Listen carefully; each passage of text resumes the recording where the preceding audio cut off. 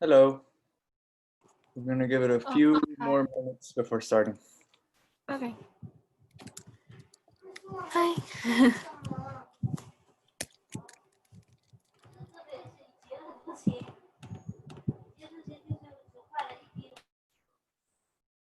Nice. We got more people coming in. Hello, John. Hello, Reina. How's it going? Good. How about you? I'm doing great.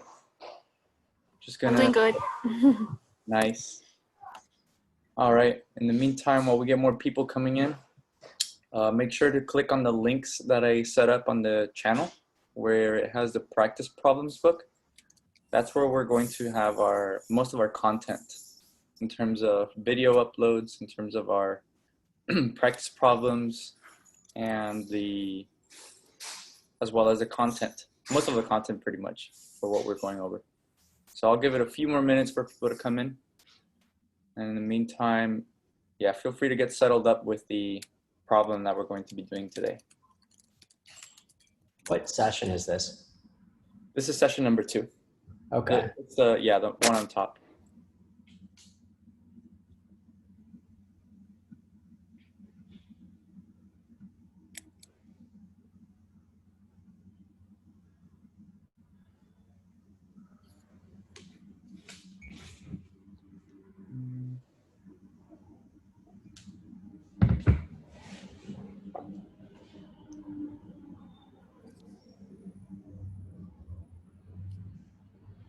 Nice. Okay, we got more people coming in.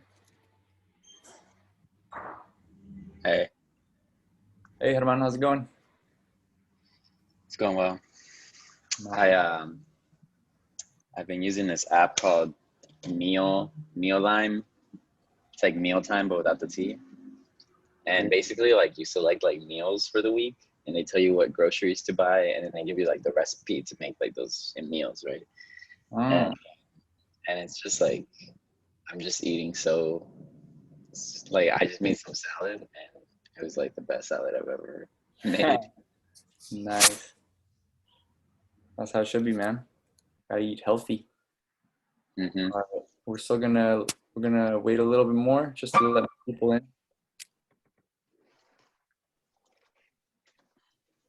In the meantime, for everyone that has joined recently, make sure to go to our practice book that is on the channel. That's where we're going to have our sessions, all the content in terms of the problems, the recordings, and everything that you need to know for our sessions.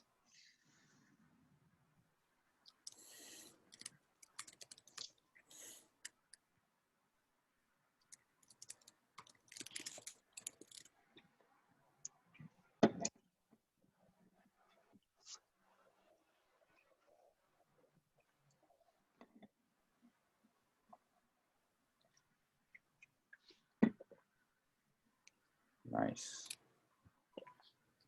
All right, we got 8 people here. How's everyone doing? Everyone doing good? Thumbs up or an emoji on the reactions button. Nice. Okay, I see thumbs up. Nice. All right. It's 5:05, so I think that's enough time to let everyone in.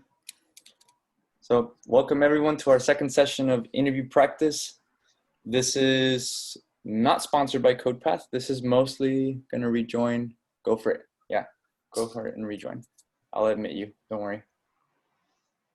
This is not sponsored by CodePath. This is mostly from the gurus just wanting to give a little more extra to our students, wanting to support you guys in your career search. And part of it is mainly in getting better at interview problems, the technical interview problems.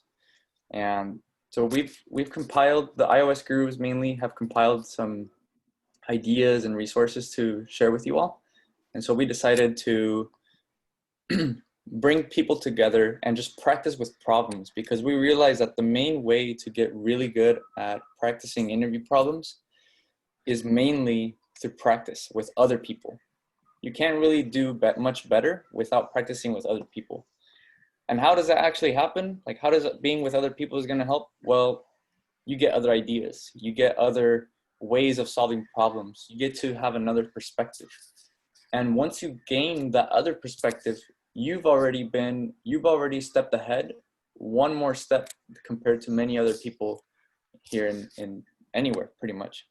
So that's why we want to bring everyone together, because we believe that through the community, we're going to get much better at solving these technical interview problems.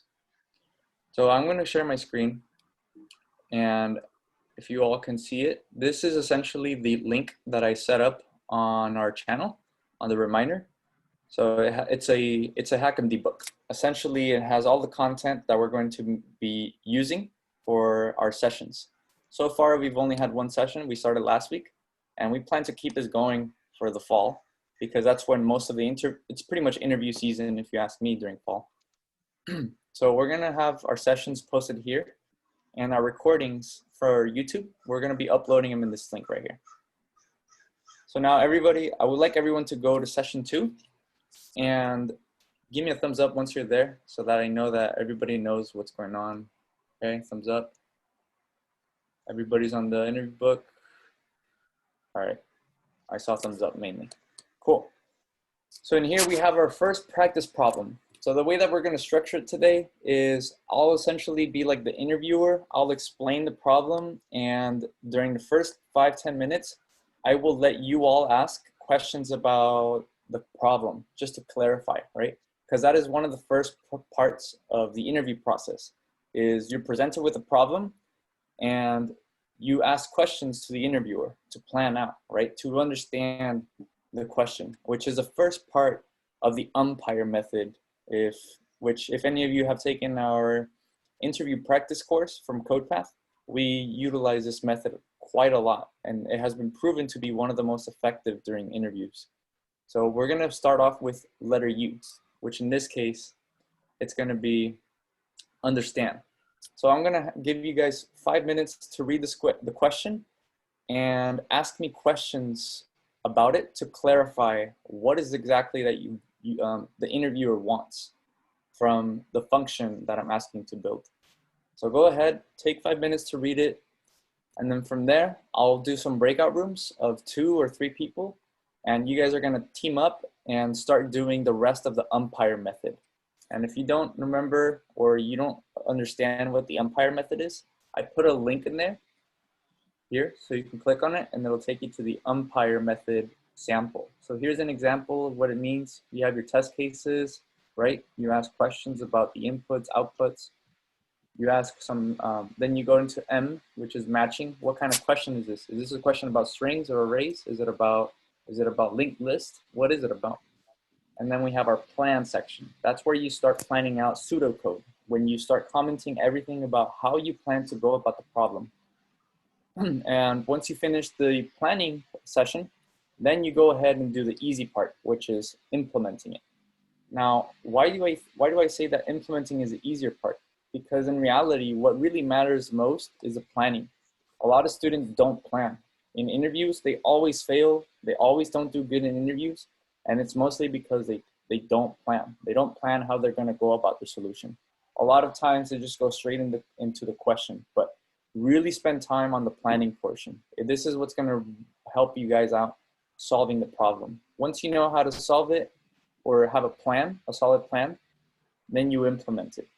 All right. So that's an umpire sample. You can go ahead and use it as reference, but oh, I forgot to give you the 5 minutes. So I'll give you all 5 minutes to ask questions and read it so that we can finish with the U method, the first U. Cool.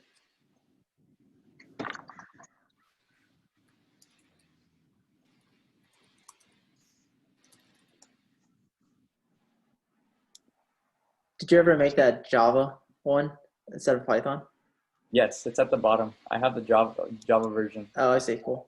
My apologies if it's not the best way to write down the variables. I'm kind of rusty on Java, but I did what I could. It's all good. Yeah, it does print out the inputs though, for sure. So are we asking questions right now? Yeah. So right now I give you guys 5 minutes to read and ask me questions as the interviewer to clarify what I am asking in this problem. my first question would be, so it seems like all of the input codes are like 6 digits long. Would we ever encounter a case where the encoded message is not like a multiple of 6, like so there wouldn't be a valid, or if there would be like an invalid character in there? So the codes will always have, they can be any number, but they will always have the same amount of number of digits. So for example, in this array, all of them have 6, but I can give you one that could be 7. I can give you one where all of them are 8. All of them are going to be the same amount, but they're not going to have variety, if that makes sense. Does that clarify what So like if they're 8, then all of them are going to be 8. Yes. Okay, yeah, that makes sense. Yeah, and I think just to bounce off what John said, I think what he meant was like the encoded version. Is that Yeah. going to be like if it was going to be 8, would it be a Is it multiple of 8 divisible? as well? Oh, yeah. Yeah, that is correct.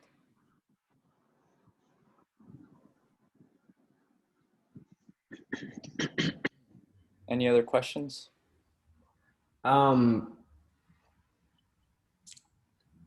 There's one input that says new line in like brackets, like the word. Would there be any other inputs like that because you're not like printing out the word new line, you know, it's like actually you translate it into a different character. So like, would there be any other inputs like that? Yes, but don't worry about those. All you have to be concerned about is that we'll handle the new line. For example, in this output, you can see that in one of these, somewhere in this encoded message, it went into the other line and then did BCP. That's because there was a new line, but don't worry about that. Give me a second real quick.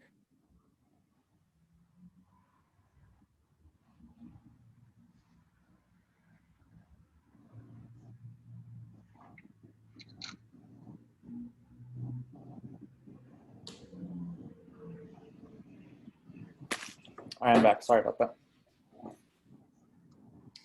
Any other questions? I have a question. So for the codes in the array, is it always going to be letter T before the digits? Yes, they're always going to be letter a forward. No, that's a \T. Yes. That's a tab, right? Yeah. Okay, got it. Thanks.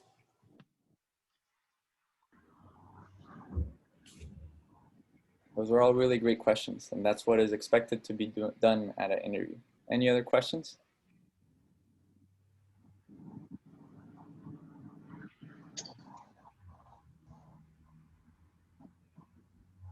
So the encoded variable, will it only be comprised of the codes given in the array in the starter code? Yeah, to make it a little easier, I don't want to stress all of you too hard on it. Assume that all the encoded messages are going to be valid.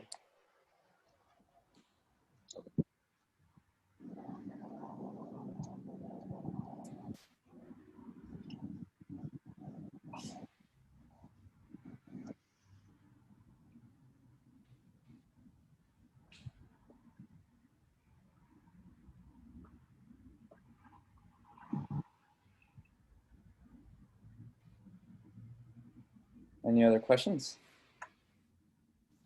Is each character going to only appear once in the code, or can they appear multiple times? Which, you mean this character, like the first one? Yes. They can appear multiple times in the encoded message.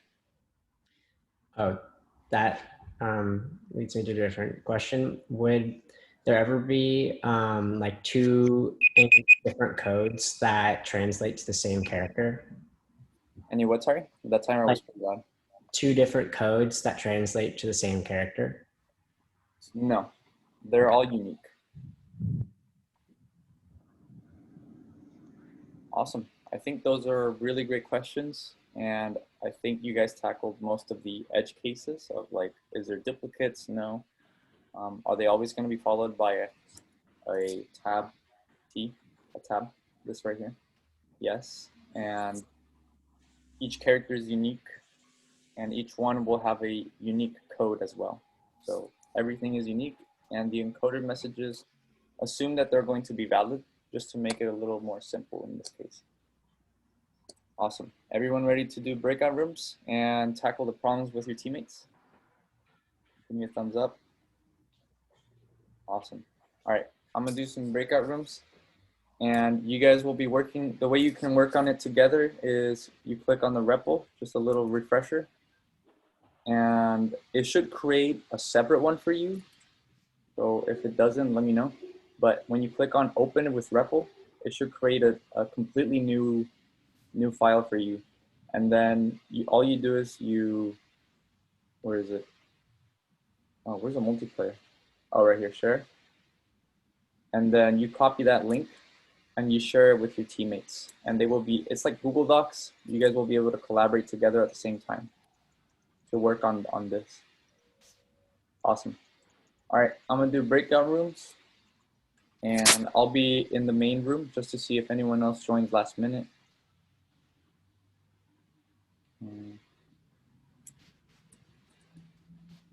All right, let me do breakout rooms right now. Where is it? Oh, it's right here. Breakout rooms. Maybe, there you go. I'm gonna do rooms of 4. All right, everyone. I will do the breakout rooms now. Open them up.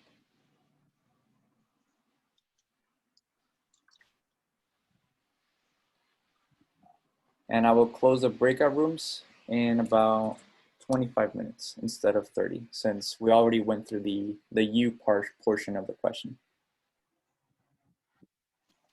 All right, everyone. Let me just finish setting up the settings. There you go.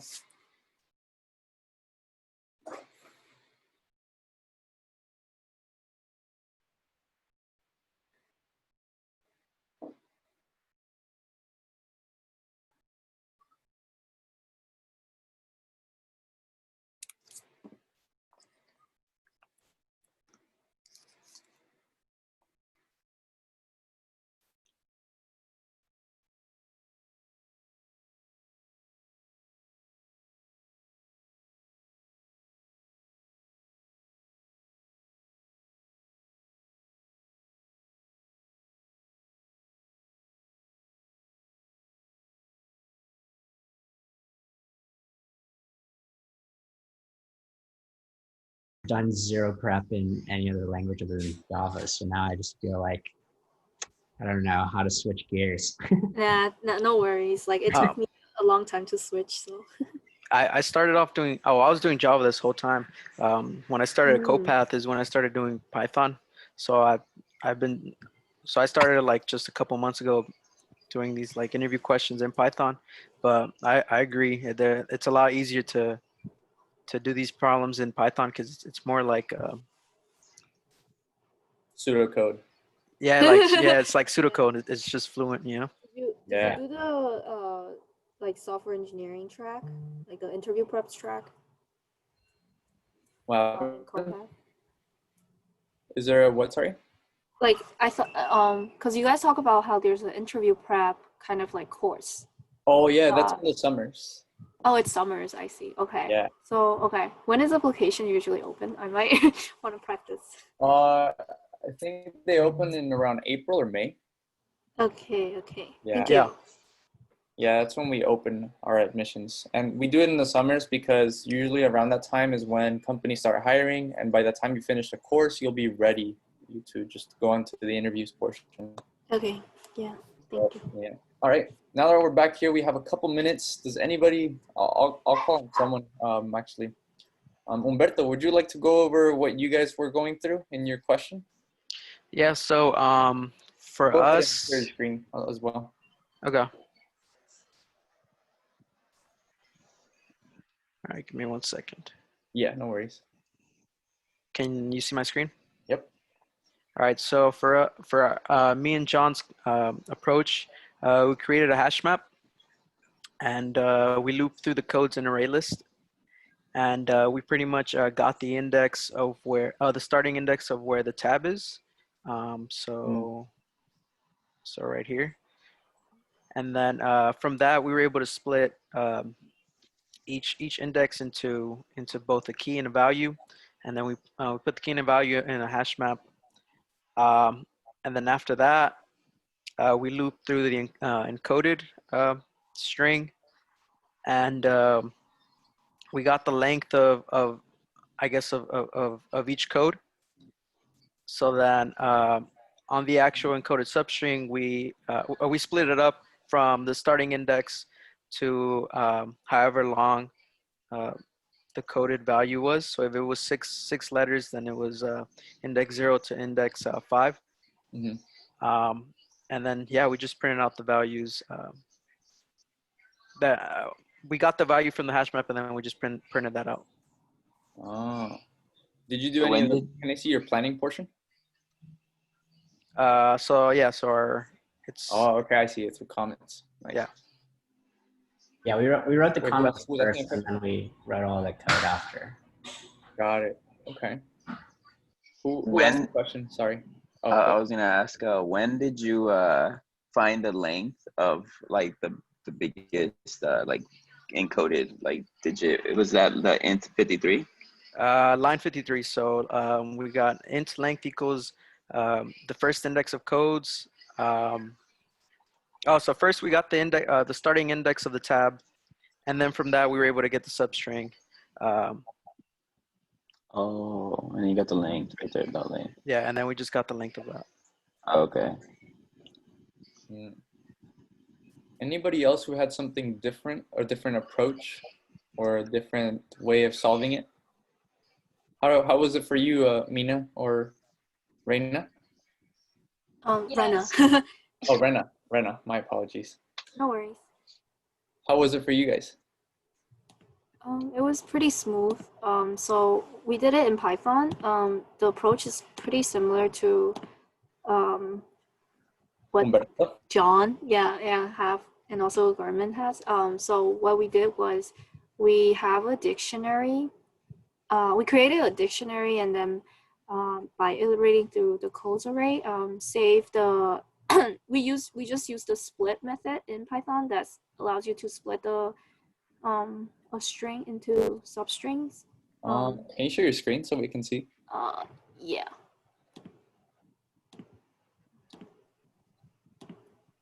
Can you see my screen? Yeah. Yeah, so this is the code, right? So we created a dictionary, and this dictionary, we iterate through the codes in the array and then split them by t. So what you will see is it will show something like this, right? Because we split by t. And Yeah. then we just save the key as the string because you said that's unique. And then we save the letter in there. So it's easier for us to map it later. And we just get the length of it by just getting the length. I guess we can put this somewhere because it's not efficient to put in a for loop, but yeah. Then we use a two-pointer approach.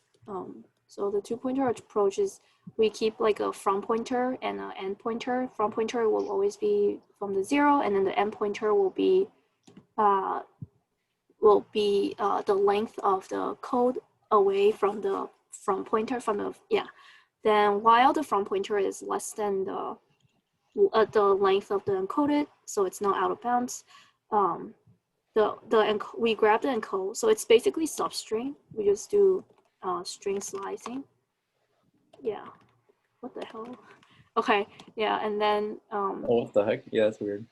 yeah, I don't know what happened. and then yeah, and then after getting the code, right? So this will probably be something like 100,100. Then we just we have a result to keep track of the string. Yeah, we have this. We just find the letters by using the dictionary we created earlier, putting this in here. This will return A, so it will just insert it here, and we increment the pointers to the next set of the 6 digits. Then just keep doing that. It's gonna keep populate result. Eventually, we return result and print out things like this. Oh, okay. It's interesting how to see that you implemented the front and end approach pointers. The way I went about it was I just did a while loop And you know how strings, and if you do a while loop on a string, as soon as there's nothing on the string, it terminates, right? So I didn't, it's a similar approach, but I don't use a variable to hold a value of the front. If that makes sense.